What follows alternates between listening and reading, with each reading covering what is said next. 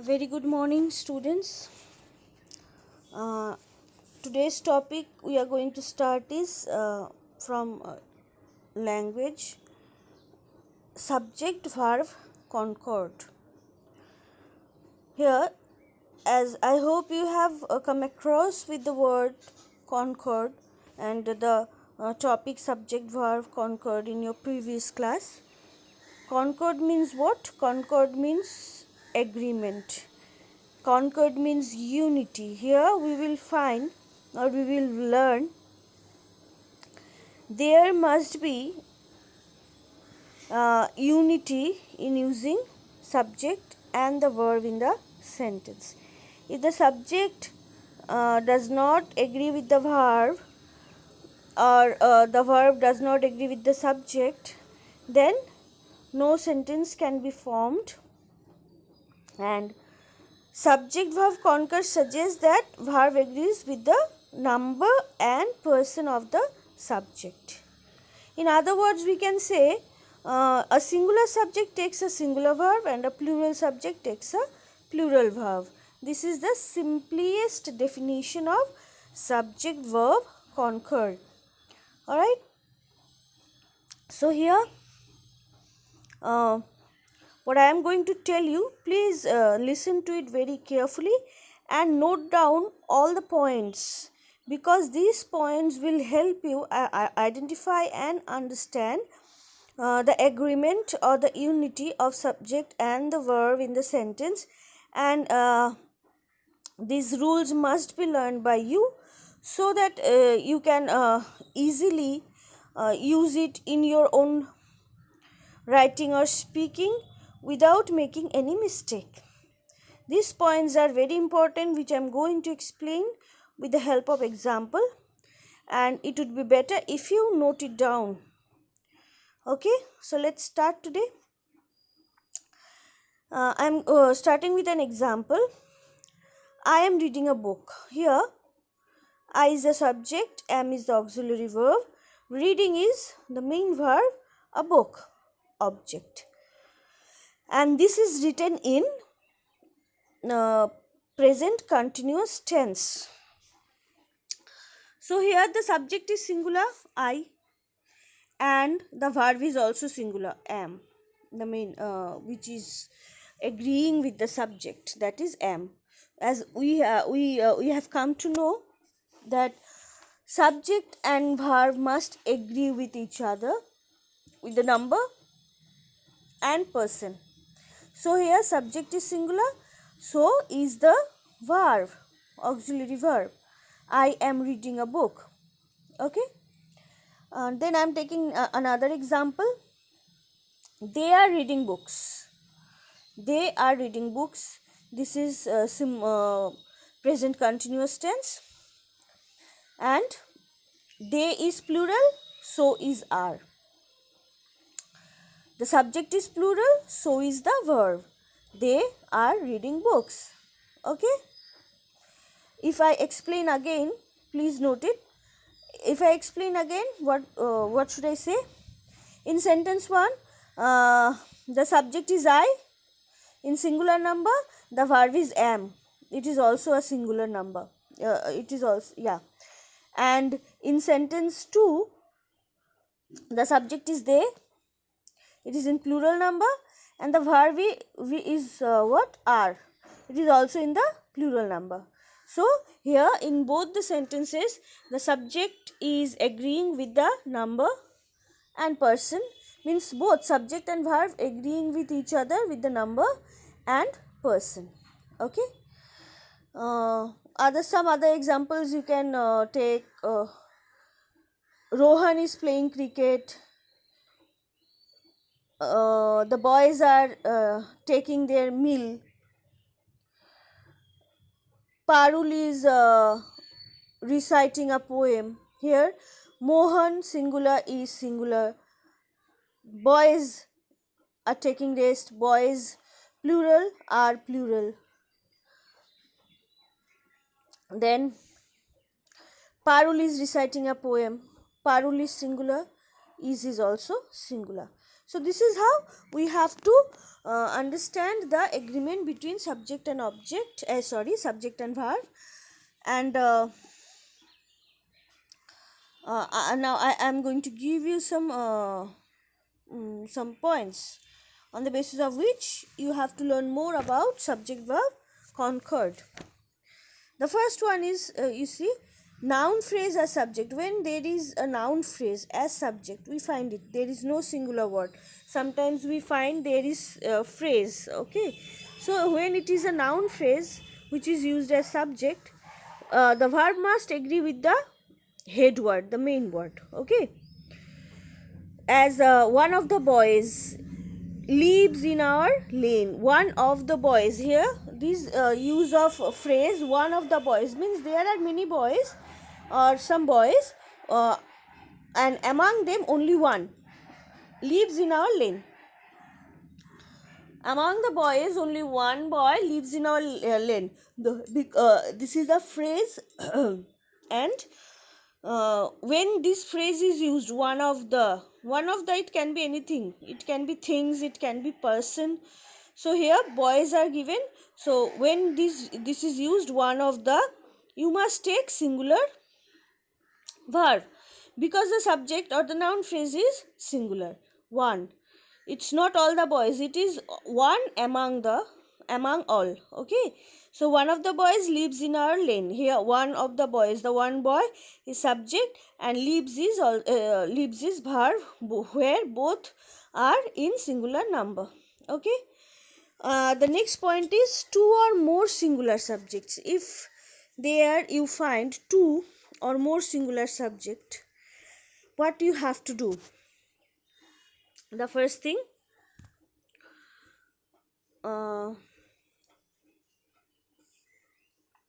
if they are joined by and refer to two separate person or things, then you have to use a plural verb. Note it again. If they are joined, if there are two or more singular subjects and they are joined by and, the conjunction and refer to two separate persons or things, then you have to use a plural verb, such as Mr. and Mrs. Sen are having lunch. Here Mr. Sen and Mrs. Sen both are different person. So both are different. They are individually, singularly given and joined with and. So here we are getting two person joined with and they are referring to separate persons, right? These two. So here we have to use plural verb. The next is Delhi and Mumbai are big cities. Here Delhi and Mumbai, different cities, two cities and joined with and. So here also when they are referring to different objects or subjects, so it must be plural verb. The next is, in this point means two or more singular subject takes how differently or how equally it is treated. The points I am giving one by one, okay. The next point is, if two singular nouns joined by and refer to same person or thing.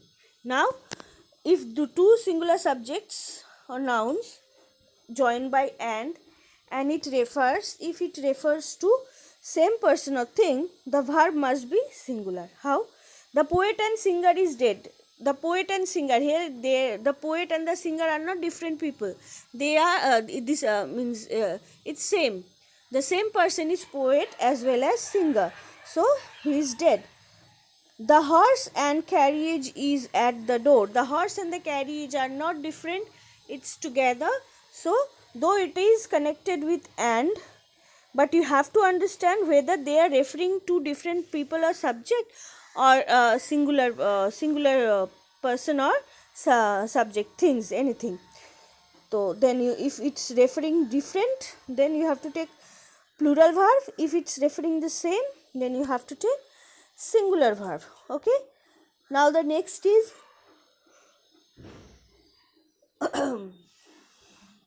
when two subjects together express one idea.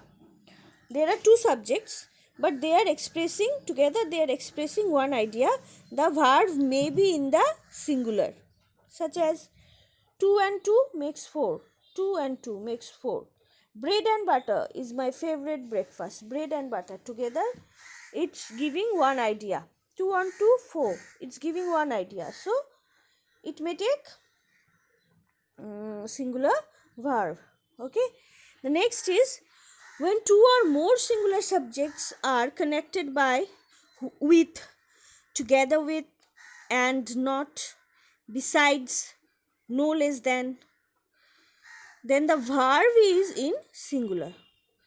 Again I am telling, when two or more singular subjects are connected by, with, together with, and not, besides, no less than, then the verb is in singular.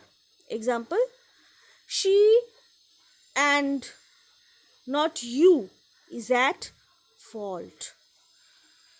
The servant together with the master has left. So here the joining word is together with.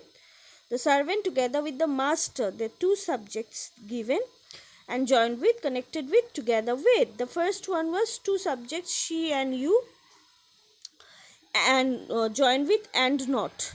So these are taking singular subjects. Okay. The next point is when two subjects are joined by as well as. Two subjects are joined by as well as, the verb agrees with the first subject. Okay. He as well as his classmates. Here he is the subject and classmates. Both these are subjects, he and classmates. So as according to the rule, when two subjects are joined by as well as, the verb agrees with the first subject. So which is the first subject here? He. The word or the pronoun he is the first subject here. So according to the rule, as it is joined with as well as, so it is taking the verb must be singular, he. So is it would be, he as well as his classmates is hard working. The next example is his classmates as well as he are hard working. Why it has been changed? The examples are almost same, but the only changes are, in the first sentence the first subject is singular, in the second sentence the first subject is plural, his classmates. Here the first subject is his classmates and it is joined with he with the help of as well as. So according to rule, as the first subject is plural, so this sentence is taking plural verb. His classmates as well as he are hardworking. Okay. The next is either, neither, each, every, and everyone. Either, neither, each, every, and everyone. All these are indicating singular subject. Okay. Either, neither, each, every, and everyone are followed by a singular verb. If you find these words are given, then you have to blindly just keep this in mind and just blindly take singular verb. Okay. Each of these means among the all, each, only one, is very lovely. Neither of them reaches the standard required. Neither of them means there are plural people. Neither, no one, no one of them. Okay. So these, if you find sentences or if you want to form sentences with these words like either, neither, each, every, and everyone, you have to take singular verb. Okay. And the next is in sentences beginning with there, if there is introductory there, the verb agrees with the number of the noun that follows it. That means if the sentence starts with the word there, the verb agrees with the number of the noun that follows it. Means agrees with the number of the noun. What would be the number of the noun the verb will be according to that. If it is singular number, then singular verb. If it is plural number, then plural verb. There is a huge rush. This noun, it's a singular number, so is used. There is a huge rush in the market. And the second sentence, there are 40 girls in our class, so it starts with there, and there the noun is 40 girls, it's plural, so r is taken, right? Okay, the next point is, if relative pronoun begins a clause. Relative pronoun, if relative pronoun begins a clause, the verb follows its antecedent in number, gender, and person. I met Rohit, who is a fine fellow. I met Rohit, who is a fine fellow. Here, who represents who is a relative pronoun, and it is indicating Rohit, and it's singular, so singular verb is taken. I met Rohit, who is a fine fellow. Here, third person singular antecedent, Rohit. Okay, the next point or the next rule is about plural nouns and proper nouns. Plural and proper. Nouns which indicate the name of a country, province, or title of a book take a singular subject. Remember, nouns which indicate the name of a country, province, or title of a book take a singular subject. West Indies, you see it sounds plural, West Indies, but as it is a name of a country, it is taking what? Singular verb. It's a proper noun, West Indies, right? The Arabian Nights is a collection of stories. It's the name of a book. It's a proper noun, and it's plural in form, nights, but as it is a proper noun, it is taking singular verb. Okay, the next point, when a plural noun expresses some specific quantity or amount considered as a whole, the verb is in singular. When a plural noun expresses some specific quantity or amount considered as a whole, then it takes singular verb. 20 kilometers is not a long distance these days. That means, you see, 20 kilometers, it's a plural noun, right? But it is expressing something specific in quantity or amount, and it is considered as a whole. That's why it is taking a singular noun. Okay, and then the next point is some nouns which are plural in form but singular in meaning. When you find this sort of noun which is plural in form but singular in meaning, that time you have to use singular verb. As physics is my favorite subject. Physics, information, it's plural, but the meaning is singular, right? Physics is the name of a subject. English is spoken all over the world. All over the world. It's plural, but it is giving a meaning which is singular. So it is taking singular verb, right? The last point I'm giving about collective nouns. Okay, a collective noun generally takes a singular verb when the subject stands for the collection as a whole. Collective noun generally takes what? Singular verb when it is standing for the collection as a whole. The jury was unanimous in its verdict. Here it is a collective noun and it is standing as a collection. It is standing for a collection as a whole. In the second example, I will say, but when a collective noun takes a plural verb when the subject stands for the individual of which it is composed. The jury were divided in their opinions. The jury were divided in the opinion. So in collective noun there are two types of views. When the collective noun generally takes a singular verb when the subject stands for the collection as a whole, then it takes singular verb. But a collective noun takes a plural verb when the subject stands for the individuals. Okay, of which it is composed. So these are the features, the points you have to learn for using proper subject and verb agreement. Okay, please note down all the points I have explained in your copy and learn it and try to do some exercise. I'll give you some exercise right now uh, in image.